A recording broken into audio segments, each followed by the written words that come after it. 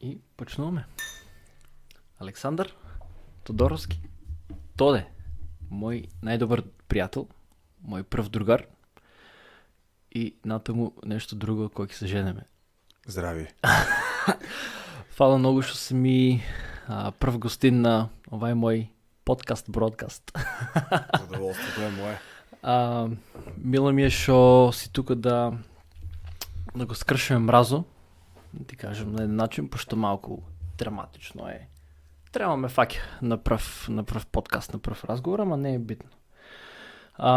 Тебе ти имам како најдобар другар и пръв гостин на подкасто, причина што многу пати си ми бил инспирација и многу пати сум се огледувал у тебе како личност, многу аспекти што ги имаш ти карактерно и вака, многу особини ги немам јас и те гледам малку, може знаеш, може не знаеш, на моменти како огледало. Пръв път го слушам, па дури и на YouTube. Добро, и сакам некои од тие твои карактеристики особини да ги обяснеме и да спомнеме нешто, па ќе видиме. Само те прашам, ти си музичар. Луѓето те знаат барем ништипа и пошироко дека си музичар. Меѓутоа си и исто така, не само музичар професионален, вака, нели, што свириш и по свадби, прослави, нели, кафичи, меѓутоа си тераш и друг вид на професионална кариера, у која што учиш академија, факултет, точно. Па сакам да на луѓето што не знаат, значи луѓето, те да речем ништип, те знаат и те знаат што си коси, ама многу луѓе не знаат како си почнал да го работиш тоа или како си се убацил, да речеме, у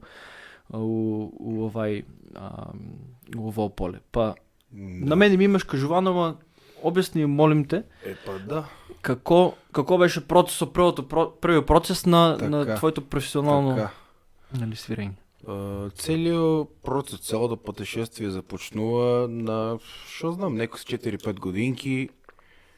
Првата дружба е со клавиро, не е со гитарата, која што сега ми е како главен инструмент. Да, така почна првата дружба со клавир.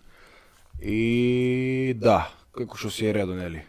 Основно почнеш да одеш на ниже музичко, па после иде средно. Оди јас па факултет, да. Оди ја локсија. Да, знам, ти беше флейта, нели? Не, клавир. 5 години клавир и час-два солфеж. Луѓето што ми имат слушнато како пеам, знаат дека само час-два сум одел. Ама брат, ти знаеш и флейта да свириш малко. Брат, ама колку само. Мајка ми е свирала на времето, има на Ямаха од 90-та година од Југославија тука и уште си чувам. Ќе си ја чувам, брат, и помагачко си свирам. Да не те прекинувам.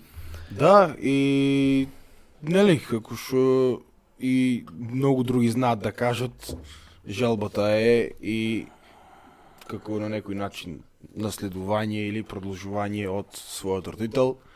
И така да истото и мене ми се случи со тоа што прво, нели, сад тоа го гледаме како хоби или у слободно време, знаеме, после школа, пред тренинг, после тренинг да повежбаме, да посвиреме. Па тука доваѓа тај период кога сакаш да излезеш надвор, а треба да вежбаш нешто за што треба утре час да имаш, па после 2-3 недели имаш јавен час кој што треба да свириш, да презентираш тоа што си учил тоа полугодие. И тука имаше некои тешкотии тоа време, мислам дека околу 8 оделение, да. Основна школа, така? Да, основна школа, тога и ние беме 8, нели, сега со 9. И по старото. И не знам, створи ми се некоја си, шо знам, необична, интересна ситуација, некако почна да ми се ствара некоја си, ајде да наречеме, не е одбивност, туку почна да сгаснува желбата за свирење на класична музика на клавир. Затоа што татко ми е исто музичар веќе толку години и знаеш како е, влечете се, едноставно секојдневиот те навлече на самата психа, будеш се со песни, легнуваш си со песни, со македонска музика, дали е странска, дали е забавна, дали е народна, дали е од комшиите, од Србија, од Хрватска, било каква музика, а у секојдневието па многу ретко се среќаваш со класика И тук дойде един период, кај шо почна гитарата да я гледам како нешто ново, односно нов предизвик, кој шо ово би можело да би интересно. И да, у крај на последна година од Нижа почнувам се префрлам се на гитара, сеќавам се, дури тогај сите на приемен треба да отсвират некој си класично дело, знаеш, најнормално, Ти не се најлесно. убаци со странство. А ја отиде и свире песна. Каква да. песна? Шо се? Па научи 4 акорди тогај, не се сеќавам која песна беше. Да, сеќавам се. Улична светилка баца нежност у круг. Мислам, тоа беше песната и имаш 4 акорда и со таа песна ја помина на приемен, така некако може да го кажеме. Пат си била различна. И последната година од Нижа музичко, односно 8 оделение, у Нижа му доаѓа 6-та, така некако, од второ оделение се почнуваше, и последната година ја помина на гитар. И со таа година, како да речеме, малку по-турбо, ја успеа да поминам на приемен испит у средно, да улезам како инструменталец гитар. И добро, и од прилика тука негде почнува кај шо веќе почнуваш да свириш забавно по некои кафичеви. Тоа веќе доваѓа некаде 2013 година, односно па втора, трета средно, да. Втора средно, да. Втора година средно, малолетен. Малолетен. Да, у кафичо само До 11 и пол. Бендо малолетен, да. Да, тоа е многу интересни времиња, ќе ги спомнам и нашите другарчиња со Драгиша и со Драган. Со Драгиша. И многу интересни. Бенд, кој беше стендбай. Стендбай, да. Многу интересни случаи имаше. Лом. Тоа па уште беше после поголема раскрсница од таа која што се случи со класиката за на клавир, па тоа беше уште по-тешка раскрсница. Па тоа те малку убаце на... Да. Мислам, префрлите, пренасочите малку кон свето на забавно. Точно, да. И тука, Вајдел, ви се дивам те на тебе и на дечките, кај што почнате да си работите, значи знам, после школа, пред школа сте имали и проби и сте вежбале. Точно. Ти си бил тај што повеќе ги договараше свирките, пошто си ги имал контактите и отпорано и се. Дечките доваѓаат местења, многу пати сум ми доваѓал, јас си сум ми помагал и со местења и со се. Да. И тука ми беше некако така инспиративно ми е, не седевте дури прва, втора година, трета средна школа, не седевте дома, нели цело време само. Колку толку, значи како средношколец земеш некоја пара да се, не е битно колку пари да се, твои коси земеш си ги потрошиш, мислам по-друго е. Тогај последно нешто беше тоа колку пари си земал, верови, тогај беше многу интересно, значи Фама се дигне, дојдат, па ако напунеш кафич. Значи тоа, јас никој пат нема да, не знам, ако тргнам работа со подкаст, ако имам многу, може тоа, ама не е споредливо да дојдат луѓе. Значи јас не знам дури на настапи да те слушнат само тебе и колку пати сте дигале, значи луѓе на нози или те и ти, значи да станеш цела кафана во цела дискотека или цел кафич нели да ги развеселиш. И тоа е некој многу, тоа мислам дека никој пат нема да го сетам тоа. Ама на тебе тоа ти е осетено. Ти цело време го сеќаш тоа од другата страна. Ти си тие. Јас сум по другата страна, да. У првите редови. Некој по-релаксирам ја, гледај ги. Да, нели? И тука викам ти кај што станаве, после се случува таа по-комплицирана раскрсница. Па почнува да ти е интересно веќе. Свиревме две гитари и кахон. Драгиша беше, сеќавам се, тогај првиот што... Кахон, нели? Да, кахон како инструмент што го купи и уштип го почна да го свире. Објаснеме луѓето, кахон е кутија една. Јас ќе објаснам, слушај, кахон е на кутија, не, ја ќе објаснам попрви ме.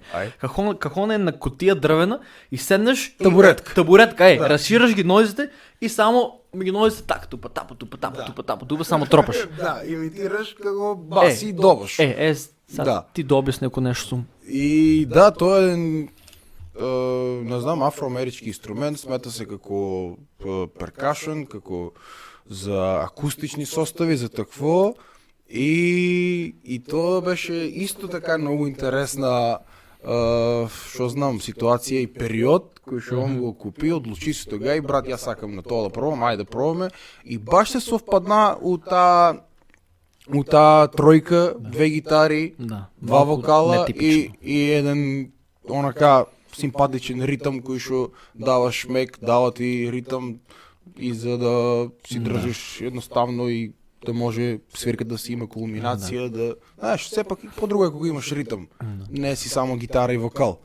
И това бе много интересни тук ситуации около кафичето щипа, почнаме да се нудеме нормално, никой не те знае, имаш колко? 17 години, да, на 17, имаш 17 години, па тук беше дом на млади, некой си, значи хуманитарни свирки, това ваков настъп, щипско културно лето, па шо знам, случва се вай настъп, айде да пробваме, па со 5 песни, па одеш со 10 песни, па одеш со 20, веќе кога склопаш некој репертуар од 5-60 песни, тук веќе имаш храброст да отидеш и да тропнеш на некоја врата од некој локал и да си пробваш среќата.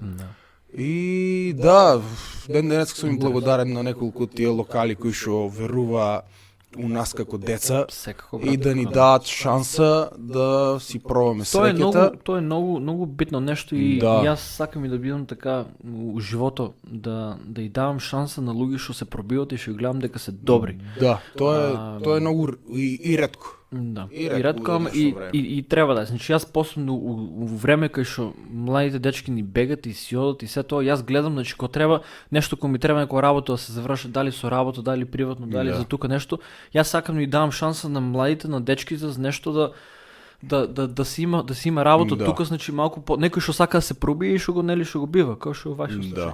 Сега сакам да прашам, кај што доваѓа у израз малку пошто си познат не локално туку низ Македонија.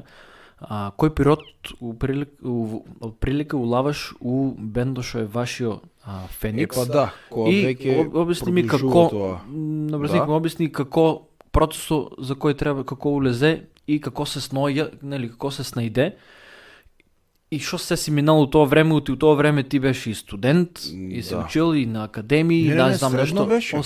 Средно. Да. И се учил и нели нешто академии ми беше спомнал и знам дека и надпревари одеше тоа време. Да.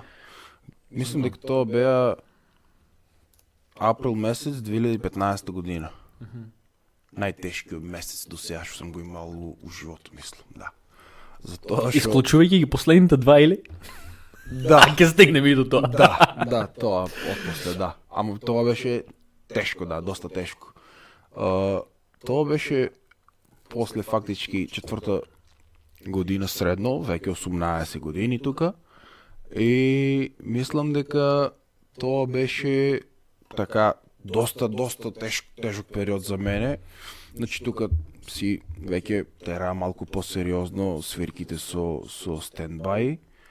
И школото си одеше окей, оценките си беа добри, али успеа со класиката и да се пробијам и до надпревар да стасам, на државен надпревар у Скопје.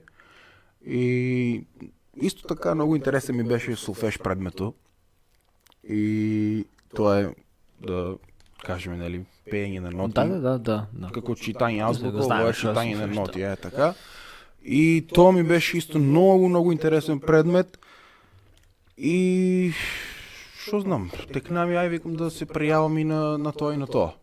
Добро. И тогај, знам, прво се одеше општински, па регионално и после одеш на државно. Да, треба да ги минеш општински и регионално. Минам ги општински и регионално и доваѓа ред да се чека за дата за државен. Добро. У тај случај што се случува,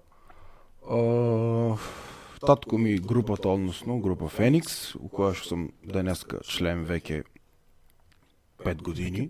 Да, 5-та година. И у тај случај се случува неговиот гитарист да сака да излезе од групата. Скрос од нигде никаде. Добро. Не е битно и он сака да излезе од групата. И како ја улавам како најсоодветна замена. Ја не улавам со тоа што ми е он родител, или он ке ме мушка мене, или он, сака да бидам ја тоа, него едноставно, јас со нив имам пораснато. Знам уште како мал имам ги слушано и одено на нивни свирки, и дома касети и цедиња. И едноставно, знаеш, кога пратиш некој бенд, општо било кој бенд да го пратиш, знаеш како и дише и како функционира и се. А не пак главниот да ти живее дома. Да. И тоа беше на некој начин одлука на цел бенд. Дали јас да бидам или не. Па си млад, за да те вземат, значи ти си бил средна школа и сега за да те вземат тебе за на сватба свирење. Точно. Значи сватба свирење, ти ги кажеш сериозна работа. Мислам, зависи, значи на многу луѓе тој е нели најсреќен ден у животот, голема свеченост и се тоа. Точно. И тука е многу битно да нели некој да не зебе посебно дето. Значи тоа ниво на одговорност, тоа е другата работа што ти викам нека се чуе. Значи тоа е ниво на одговорност што треба секој да аспирира да има таква одговорност во животот. Значи одговорноста во животот ќе те прави човек и колку си способен да си понесеш одговорност. Дали ќе успееш или ќе изгрешиш или нема да успееш у нешто. Одговорноста ти е нешто што те прави, не да речем маш или што те прави човек. Што те прави човек. Баш така, така. И тоа е, значи не е само тремо туку да знаеш дека чека малку, јас треба сериозно да се сванам ваа работа, тие песни да ги научам, тај репертоар да вежбам и усто време пази да имаш нели и да излаваш и со другари и се и нели и на школа и на се одење. Значи тоа е многу некако така битен аспект, значи ти можеш не си знаел у тоа време, ама после 5 или после 10 години знаеш дека тоа е било круцијално за да те изгради тебе како не знаеш што се дешава. Немаш појма. Ти не гледаш од страна, ти си у центарот на тоа и си у машината и само врте машината и ти не знаеш што се случува, само го гледаш да постасаш се што треба да направиш. И после некој време како што викаш, кога погледнеш назад, после видиш колку е ситуацијата. Па јас сум бил така милион пати колку работи што сте биле. Или мајка му или татко му што оставиле нешто на мене, тоа или многу пати ми дојдело така, многу пати ми дојдело притисок или одговорност и сум викал зашо сега јас сум одговорен на ово или зашо јас мал сум или дете сум, ама сега кога се врнам, мислам кога се врнам сега филмо, гледам пред 5-6 години, викам како може тоа сум го правил пред 5-6 години, сега во треба да е piece of cake за мене, сваѓаш. И тоа те гради како нели како карактер, ти викам тоа е многу битно осебина. Да. И ти улаваш у бендо? Точно, тогај доаѓа одлука, донесува се одлука за мене, да улавам бендо и почнува право со турбосезоната на свадби, нели? Април, мај почнува. Ама, у истата таа ситуација се случуваат и испити у школото и се случува и датум за надпревар за Скопје. Уште ти раскинала женска и крај ради. Да, тоа ќе е било јаготката на тортата.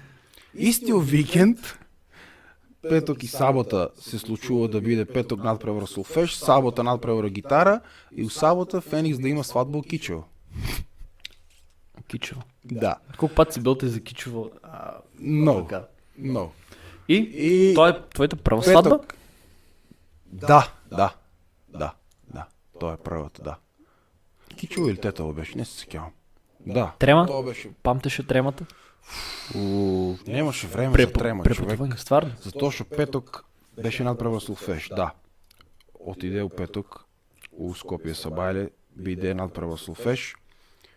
Преспал Скопје таа вечер, утре саботата исто одам па на гитара, завршува надпревар гитара околу 2 и нешто, комбето ме чека доле пред факултето, од таму комбето и право за Кичево. Знаеш што јас како си размислувам некои работи. За многу работи кога немаш избор, кога што викат ние зор кога дојде, кај што немаш да бираш, мислам дека најневеројатните нешта се дешават. Или човечката способност и кога немаш избор, кога мораш да го направиш, тогава ја одеш у крајности. Да, и најинтересен момент од тај викенд или таа вечер е кога вечерта заврши свадбата.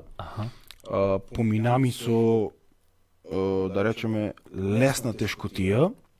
Значи не беше оксиморон се вика тоа во литературата. Да, не беше толку нешто, значи да се тресаме или како ќе биде, што ќе биде, затоа што и да, одил сум претходно на замена да речеме со нив, али не е била иста одговорност.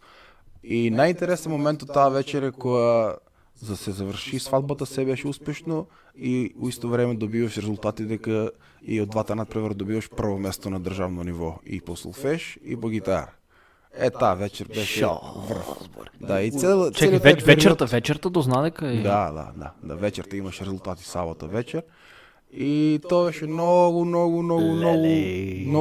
среќен момент, у кој што сванеш дека целото тоа турбо трчање, дори и крв плука на вечер од премора и од неспање и од се, али сето тоа кога го собереш на крај у тај мал момент нема цена и нема, не знам, не може да се опише со зборови. Во такви моменти мислам дека многу луѓе не сваат дека луѓе се мачат со години, не само со денови, со месеци, со години се мачат, значи тоа на тебе ти е вежбано или не е битно, не само за тебе зборам, ама онака и нешто се изплате, за еден ден или за видиш резултат на еднашка или видиш резултат еднашка само. Значи тоа е многу страпливост. Значи не е само парично, нели, ако уложиш у нешто или ако почнеш да работиш или ако почнеш да учиш па да си изплате, нели, струката или шо било, не е само парично, туку е и вака духово, нели, да си среќен. Пример, ти си вежбал и секој, нели, шо вежба, дури кога земе прво место, тај шо е наврво, дури тога му се, нели, види дека тоа е се. Да, не дека тоа се парите, има нешто и љубовта. Има нешто и љубовта. И од тога и ти тргнува работата, полека се почнуваш. Тоа некое пътешествие со Феникс, кое што трае ден денеска и искрено ти кажам, размислувал сум и за настрана факултет, и за сите тие работи. Никој пат не се одлучил на страна факултет. Да, али... Ама некој пат ми имаш спомнувател некој наврат. Размислувам, брат. Размислувал сам, многу сам размислувал. Зашо така да биде, зашо вака да не биде, зашо да не може, зашо.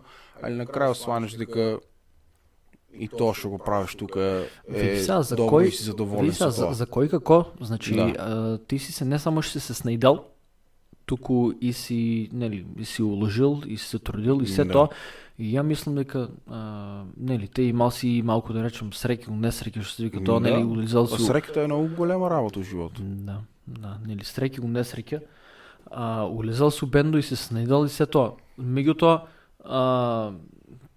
и да се одлучил за устранство и да се учил некоја и академија и нешто шо и да е било, мислам дека ќе е било, не да е било исто, ама успех пак ќе си постигнал некој. Знаејките како си тврдоглав, како другар, значи тоа да се пренесува гитарата, значи ќе седнеш нешто ќе научиш и мислам дека спремен до некој степен да се продолжи надвор од Македонија, знаеш. Да, му тоа време знаеш дека веќе кога си почнал, треба да биеш тука, нели, и со татко ти, и со се, значи, Што кажа ти, одговорноста е голема работа. Одговорноста е, тоа не можеш да го... знаеш, мислам, јас што имам зборено со тебе, имаш кажувано, кога се веќе уходаш со некој и веќе кога си знаете работата, колку е само тешко да се... Колку е само тешко, пример, да се смене еден член на бенд, не е... Предпоставувам, не е многу лесна работа. Секој бенд, поентата е бендот да звучи како едно, некако 5 различни или 6, зависи колку члена ќе има. Тоа е најбитното. И тоа е успехот на бендот, ствари. Да, и едно интересно видео снимате, леле. Дечки, значи, Феникс Бенд снима еден спот пред неколку години. Многу беше интересно. Да разкажем, на брзинка, нешто као работата е како од почеток почнале да свират, нели, со мали свирки, со не знам што.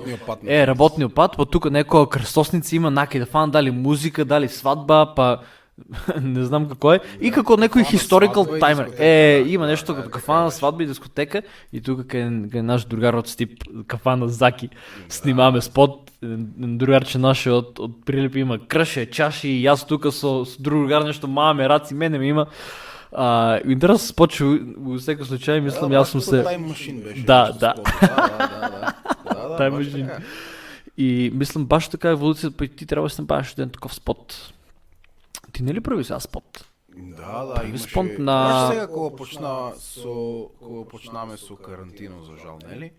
И кога видиш дека веќе не можеш лайф настапи да имаш, кога гледаш дека си затворен дома цело време и знаеш, едноставно креативноста само тражи начин да излезе од тебе. Абе, на кој збореш? Јас снима упатство, не, ревю на правосмукал као досата. Значи, 2 недели изолиран, пошто се нели врна се од странство.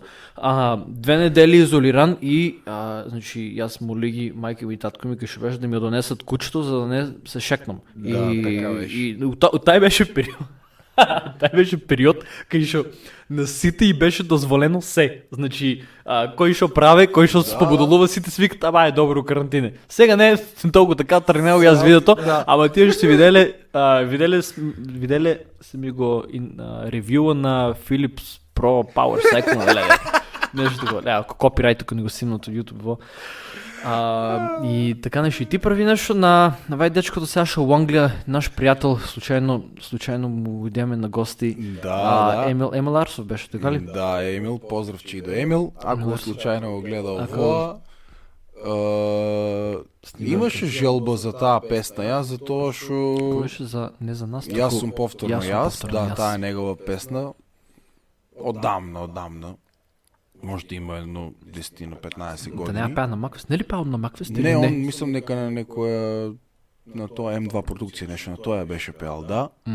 И имаше една желба за таа песна да ја направиме еден кавер, али знаеш, со свирките секој викенд и факултет и немаше, знаеш, кога и утре и други ден и сега кога веќе почна тоа, значи да седеме дома, да не може да мрдаме многу и викам, ај сега може прилика да се случи тоа. И кај еден професор пријател седнаме у студиото за прво беше идејата да се биде акустик кавер. Па може да ја направиме сега акустично, Ја земам гитарката. Затоа што тогај не ми се оствари акустика. Професорот ме натера да Зими, мојата гитарка направиме земи. у фул верзија, Можеме сега? Земи. Ајде си кажеме за неа за шо и како беше. Само симни со микрофоно, господине, режија. Режија, ки каже он дечкото, наш драг пријател. Мислам дека саунд чек. Јас ке се закјутам тук. Ева како да песната. Немој да ме гледаш така и немој да се надеваш. Распрашај се каков сум јас, може долго време скитам, но нема да се заљубам. Премногу добро те знам, а лажниот збор јас веднаш го познавам. Мисла важен се правам, дај заврши круг и почни од почеток. Гледа Бог, јас сум повторно јас и немам ништо против тебе, а и немам време. Јас сум повторно јас и срцево код свет го чувам, многу љубав. Немој да ме гледаш така и немој да се надеваш. Распрашај се каков сум јас, може долго време скитам, но нема да се заљубам. Премногу добро те знам, а лажниот збор јас веднаш го познавам. Мислат важен се правам, дај заврши круг и почни од почеток. Гледа Бог, јас сум повторно јас и немам ништо против тебе, а и немам време. Јас сум повторно јас и срцево код свет го чувам, многу малку љубав.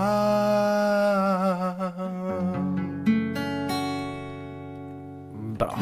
Абе, цар си. 2 месеца немам пеано. Пази да не заграздавеш. После ке трябва да те лечим. Слаба кондиция е. Слаба кондиция. Колко време нямаш пяна? От 7 март, 8. Да, на жените от 8 марта. Или на жената, или на майката. Тук кай нас е на майката, а ни цял свет е на жената. Или грешко съм и аз, или не косе, на майки. Ствари не бе, купувахме, защото търсам глупости. Купувахме и на наставнички. Да. И шо знам неко се нещо... Па до на нас не е посебно, како и на всеко шо е посебно, на майката не. Интернационален ден на жената, да, 8 марта. От 8 март, март и сега сме април, Сега сме май, юни, значи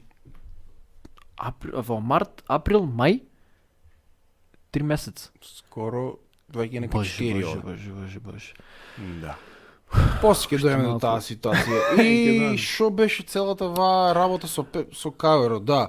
Да, како што знаеш ти, прво ти беше у Англија на студии и првиот пат беше да ти бидам гостин у Англија, се убаво, тогава го посетиме Емил, нели?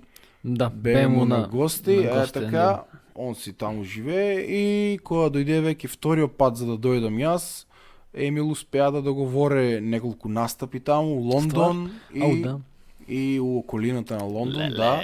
Светко, ама наше. Да, и имавме неколку многу убави и многу сладки настапи, нормално со балканска публика. Сладки збореш од Лондон, па фунтата со еврото малку е по-така, или? Да, фунтата е по-голема од еврото, да. Сладки. Да, и на некој начин овај кавер, значи на страна од тоа што е песната уште популарна, значи кога имам некои настави по кафичи, кога знам да ја отпеам, гледам дека има фидбек од публиката. Нема и по радио слушам нека. Да, и на радио ја пуштат често.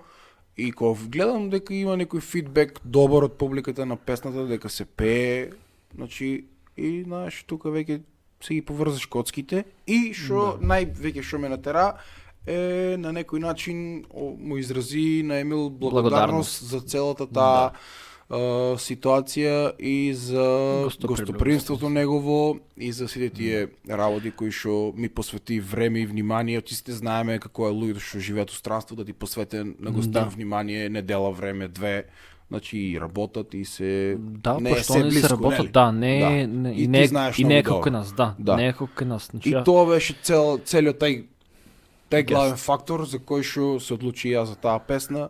И значи може да ја погледнете на YouTube, има јас сум повторно јас. Потрудиме се за едно символично видео у студио да биде. И така, оти немавме нели и друга алтернатива, со тоа што беме затворени. Со маски ли снимате? Со маски. Позади сцените беа со маски, да. Камермано на 2,5 метра од тебе, пошто ти не си со маска на видео. Точно. Интересно, значи у Англија да ти кажам, убаво поминаме. Интересно беше и друго сакаше нещо да спомня дека ти му фарли на Емил буите, за да почне да свире там. Ја памтам, седеме кај него и пиеме ракија, стави на ракија од дека у Англија донесел си човеко. И се навене на ракиичка и он беше неко... А што кој донесе ракијата? Па ти ли му донесел? Што не памтам? Па нещо така ми се матне изгледа. Добро, не видно. Ти много гестови на гостоприемност, гледаш, изплакя се да го имаш вей човек као приятел. Гестови на гостоприемност. Јас шо ти имам на гости тук? Само ракија да забравиме денес. Ракијата не е битна. Шо сакаше прашам, да, он имаше на клавиатура и нещо, нели беше, вика ми беше речел на зебанција зема да свире. И ти му кажа, ја вам там зашо не почнеш, он дека на зебанција. И сега гледам на Facebook, пушта си, каже го, и евенти цело време. Редовно си настапува. Зашо не? Ем си го сака, си го бива. Да. Добре, сега настапуваше си редовно, секој пет околу некои кафичи, македонски забави, балкански забави исто и доста добро му. Ко се викаше таа кафаната у Лондон, македонската? Бонего кафе. По него. Беме ли там или не беме? Яй ти. Не. Ти не уйдеме. Ние уйдеме у Загреб Не, у Македонска отидеме, кафа. да, Така ние ли беме беше? у Загреб, да. У Загреб. У Загреб беме на гостика на наша, моя другарка, па сега наша, Да. една недела и нема уйдеме и некој од Прилеп ли бил газдата или нешто така, Така со некој дечкото, беше, ама дечкото беше македонец еден келнер. Значи много бавно. Не памтам како се викаше, ама знам дека много баво посно еден има там. Па и пляскавици тие пофалија ти кажа. Супер. Да се върнам на ситуацията моментално. 3 месеца немаш свирење, болна точка. Сега малко ки те погодам Да, сърцето со да. ова. Па и не само за мене, за, Не, за не много, само- за много уметници не е само за и много тебе. луѓе. И аз знам и други века слободни уметници, што ги викат слободни уметници, нели? Луѓе што си работат не само вас нели, по свадби, туку и друго забава, значи и по кафичи и се тоа, значи за нив е едно, мислам, дека најтешките времиња, пошто има луѓе за кои што тој е главно примање у живото или не главно примање, ама многу голем дел, значи од примањето, нели, што се музичари. И сега кога веќе 3 месеца нема, не знам како се искрено справуваат. Мислам дека кој што си има како заштедено. Знам дека владата беше пуштала како некои не бонуси, ама финансиска помош за уметници. Имаме на девојче на Facebook. Сега не е битно кој, знам нешто свири, ама нели вака на улица се свири там вам. Да. И баги луѓе знаат, не е битно се кој, ама беше бишала како јас сум пријавена нешто, дали како уметник нешто, ама никој не ме е прашал. И знаеш, кој знае колку има такви случаи. И мислам дека ако сега ја не сум експерт ни по економија и по ништо, ама на луѓето што треба да се помогне се на такви уметници, те на кафичи, на това целата ситуација. И не знам што ќе се прави. Човек, гледај, кој веќе отвори ваа тема, нема проблем, ќе збориме на неа. Знаеш ли од една свадба колку луѓе, значи колку се заврте тај круг, колку луѓе, значи Па, ќе пробам да заработуват избром. една свадба. Ја ќе пробам да избром, па Значи да почнеме. Ресторан, музика, цвеќари, бутици, исто така Кетеринг. продавници за обувки, кетеринг, што знам, златари, па и што прават. фризерници, Спомнали вие фустани што прават не луѓе. Да, Аз знам, да, имаме да. пријателка што бутици, фустани, приватно, што шијат за невести, е така. Сите тие гости панели треба да се облечат. Да. Така да. ли? Па за Значи свадба се да не отераш. збореме, Значи, многу пари се завртат. у се ресторанот накараме се што треба да улезе јадење, сувместно пиење, значи Да. сите Да. тие работи, кафе тај круг, значи на обрат Да. на средства. Да. И сега сето тоа замисли застанато. На нула. Значи колку само луѓе. Не знам, тоа не е нешто што мислам не е некој сектор што може те туку така да продолжи да работи, например. Значи те пример кетеринг Да. или свадби или те пример хотели или големи ресторани како што е пример Да, Моркочни или тука хотелот што штип или небитно кој што само тоа живеат сега Да, само да. на капитал и на помош се држат и не знам. Сите Не чекаме, знам. верувај. Сите чекат и знаеш, жално е за луѓето кои што се одлучиле за ваа сезона да ги прават нивните веселби. Уште пожално е за тоа што еве мај месец е, значи да го кажеме така место највесел месец. Значи имаме не само Матурски. свадби, Има матурските, матурски. абсловенските. Замисли, еве ние еве ќе знаеме да раскажеме сега на пример ти на сестрата Јана, брат ми, ќе знаеме да кажеме како сме си поминали на матурската. Замисли што ќе има да кажуваат тие деца сега што завршуваат оваа Ништо. генерација. Ке Никогаш- наредната година ќе прават моторски. Никогаш нема да знаат дали ќе прават, дали ќе има. Дали ќе прават. Никогаш нема да знаат како е тоа да се биде на матурска вечер, како изгледа тоа. Замисли колку само работи тежат таму Да. и колку мисли. Исто и за абсолвентите. Да. Значи Добро, тоа е сето, ама мислам оправдано е до степен кај што направено е, кај што мора тоа да се направи, мора тоа да се стане. Значи да не е Да. било тоа, не знам колку ќе се, мислам да не се биле тие мерки или не знам колку ќе е било реалното проширување на вируси, на се Да. тоа или колку ќе сме западнали. Они ќе си слават, мислам, откога ќе заврши целата ситуација, дај Боже ќе си слават и сега Да. за свадби, ја предвикшете за зебанција некна. Кога ги завърши цялата ситуация, сватби, понеделник събайле, понеделник вечер. Да. Може да има такава ситуация. 7 дена неделата. И сега какво откажуват ли ги? Презакажуват ги? Да, презакажуват луѓето. Малко е Ама кой какво? каша попара, што знаеме да кажеме ние. Какво, ако е имало прогноза дека у јуни ќе се отворе се, па презакажуват за јуни, па презакажуват за натаму. Па втор пат презакажување. И кога ќе се изженат? Гледай, луѓето почнаа веќе за до година да ги местат сватбите. А тие што планирале до година да се женат? Тие убаво си. Сега имаш много голема од економска перспектива, ќе имаш поборовачка на бендови. Значи економски сплатлива ацка. Взимаш 5 души, отвори слушаен бенд, няма да има доволно бендови за... Овај не може да постасам, уште да ми фале. Пази, ние не сме како камерманите. Камерманите може да формират две екипи и да пратят една екипа на таа сватба у сабота вечер, другата екипа на другата. Ние Феникс сме тия 5 члена. Не може да направиш Феникс 2 па да ги пратиш на друга сватба. Да. И то е много тие трябва да се появат луѓе. И мало ли е ситуация, например, те трябва да свирят или лайвстрим да пуштиш на втората сватба. Виртуал.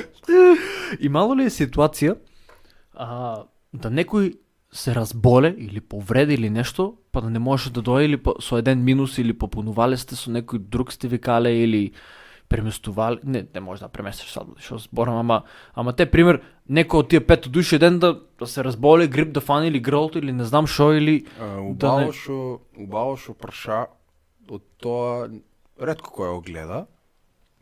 Знаат некои луѓе да го ценат, али ретко. Пред некој време имаш и знаеме, нели сите гледаме по социјалните мрежи, имаш и некои личности кои шо малце сака остро да ударат нешто по музичарите, зашто сме се ние малку побуниле за оваа ситуација, али никој не се пита како секој викенд и на секоја свадба музичарите се насмеани и треба на тие личности, односно мложењето и невеста да ја направат таа вечер да ја биде најубаво живото и сите други гости да станат и да бидат насмеани, да се забавуват, да биде убаво на сите, а никој не ги пита луѓето на бината дента шо му се е десило или пред тај ден или како му е ситуацијата. Никој тоа, знаеш, не знае да го праша, ретко кој знае да помисли на тоа цене. Сите работи, ја имам одено за Дортмунд кога свиреме Стара нова година. Германија или се свиреме? Да, у Германија свиреме Стара нова година. 2016 или 17 мислам дека беше. Јас се враќам од Боровец со моите од скијање со 40 температура. Враќаме се у 6 поручок, директно на инфузија, една у левата рака, да, една у десната рака. 2 сата инфузија, 6, 7, 8 некаде, 9 се спремат другите куфери, 11 на Лукул тргаме за Дортмунд. Ја до Белград, до Нови Сад, беше се препотил едно 5-6 пати. И готово, симнеш температура. Одговорноста што ти ја викам. И одеш, нема не бива, имам температура, болен сум, или ќе си земам одмор. Кој одмор? Кај ти го земеш тај одмор? Чекат 500 карти продадени у Дортмунд за забава, луѓето старо никој не прашува дали ти имаш. И дали си се разболел на скињето или имаш температура или не. Нема одмор, нема слободни денови, нема платен одмор, не платен. Нема, не постое. Друго нешто зашо ми е жал, нели, милион пати сме збориле нови години, колку немаш свој. Исто, значи, на секоја нова година кај што се збираме, на секоја нова година доваѓаш на вториот ден или третиот ден кога сваѓа, пошто свириш прва, нели, 31 свириш и прва, втора вечер свириш и дури ние чекаме те па дојдеш, кажи го на 2 јануари, па еден ден последеш со нас секој пат. На секој излавање дојдеш, ние веќе ми се приспие, ја му звонам, ало брат, јас свирам, те сега ќе завршам за еден саат некаде ќе се пакувам и ќе дојдам и ја го ја дискотеката веќе 1,5 сато, сите прошуваме да си одзем празна си дискотеката, ја ти глацката улава. Брат, викам, каснеш? Брат, таман сега дојде. И многу луѓе не знаат тоа колку е, значи ние сме млади, 22, 22-3 години, да ти биде одземено слободата. Да ти биде одземена секој петок, секоја сабота. Секој сабота и многу студентски среди, да не можеш да си излезеш како нормален човек да се спремаш. Јас знам кога ти си слободен, Еднъж като два пъти до година, когато си свободен, джигерите не ги извадеш. Резервираш, мисляме, на месец уна пред маса за тази вечер. Сабота редко съм свободен и знам да договорам недела време това го напред. Я мисля како ти сам ки излезеш, ако не. Да. Човек, гледай, всеко сакаме да излеземе, нали? И на някой начин това е жертвата, която ще я направиш со тај потек. Да. Знаеш, после имаш преко неделата имаш готово свободно време на вечер, али, нали, не е ко викенда. Да. Знаеме, кај нас у Штип среда да живее и викенда. Среда знам да си излез, да не се лажи. Среда, добро, да. Чат път свираш како студентска, ама да, али поредко нова, фиксно. Да, знаеме да си излеземе в среда, да си поминеме убаво до соба, или не. Со секако шо иде. Брат, кога ќе дојдат тие времиња златни? Уф, Јас да ти кажам колку и да сум, надевам, пошто јас малку идам малку од по-научна позадина и сум против отварања, моментално против, нали, декарантинизација. Дали смисли нов збор или не знам шо. Против олабување на мерките сум баш моментално, кај шо пред некој ден имавме 10, 12, 20 и кусур луѓе уште позитивни, значи колку и да сакам и да отидем и да седнем и да излезем и на журка да отидем и на техно и на бани, знаеш ме, мене ја одам на се, значи буквално на се одам. Колку и да сакам, некако не ми дава нели совеста да сакам излезем. Колку пати си ми викнал те дома седам, пошто знам дека е забегне ситуацијата. Кога тога и мислам дека ќе биде, дали за некој месец, дали нема, мислам дека ќе почнат да се отварат полека работи, нели сега кафичите работат, иако јас сум против таа одлука од здравствено научна перспектива, а знам дека нели сите со кафички ќе ме нападнат, ама знам дека сожалувам ги, јас не викам дека и они треба да работат, и они треба да имат вработени што треба да и платат, имат кирии на кои што треба да платат, имат трошкови. Ама гледај, тоа не е место кај што може да се случи некој си, шо знам, пренесување на вирус. Може, брат, како не може. Па не, гледаш дека излават случаевите. Там кај што има многу народ. Брат, добро, јас сега накратко ти кажувам само не е идеална ситуација, јас шо и да кажам, ништо нема да смене, ама нели јас немам никаква мокна тоа што ќе се отвори, што нема да се отвори, ама целата ситуација е.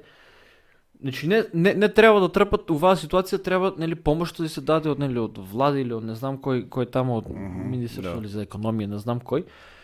На нив треба они треба да се одлучат кој што како. И не знам, со оваа целата ситуација мислам дека ама сите чекаме, значи што може поскоро да се отвори, да се надеваме дека ќе помине за некој месец валја. Ако не, гледаме се за нова година. Гледаме се за нова година. Брат, не знам што да ти кажеш. Не знам. И нели требаше и Макфест да има оваа година? Да, требаше. Евровизија требаше да има. Баш јас ко одлучи да има да се пријавам на овај Макфест. Ќе се пријавуваш ли? Па да, требаше. Наредната година. Ќе повежбаш уште малку? Да, уште малку да ми. А спремали нешто твое авторско или? Па требаше, да, се беше планирано да се почне да се разгледува за песна, да се пријаве се до тоа да се среде, али више среće други пут. Маре мајко, не знам мацка. Не знам, целата ситуација ќе помине. До тогај да се надеваме, човек. Здравието најбитно сега за сега. Здравието најбитно, да. Пошто јас како што кажа сега, не сум ние некој медицински експерт. Кога си здрав можеш сега да правиш, кога не си, тогај само едно желби да оздравееш. Значи не сум јас ни медицински експерт ни ништо, ама знам дека сето во што го прими карантини Мартин, тоа е се само за да не дојде бројката над тоа што можеме да над капацитетот што ни се утеќе се деси целата ситуација што беше у Шпанија и у Италија, дека немат луѓе, немат капацитет, значи некам да навлегувам колку е страшна болеста, нели е страшна колку е, а по тоа дека не постои болеста или тоа нема ни да навлегувам.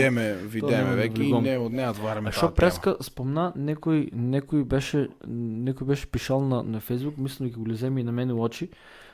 Нешто околу свадбите, дали како сакаше некој како демек да ги погазе на некој начин музичарите, демек ние не сме многу битни фактори кои што треба да се побунеме сега за тоа што сме прекинати со работата. Не знам дали беше та поинтата на... Или на пост. некој начин тоа беше личност која што свадбата не значи ништо, па сакаш тоа јавно да го искаже.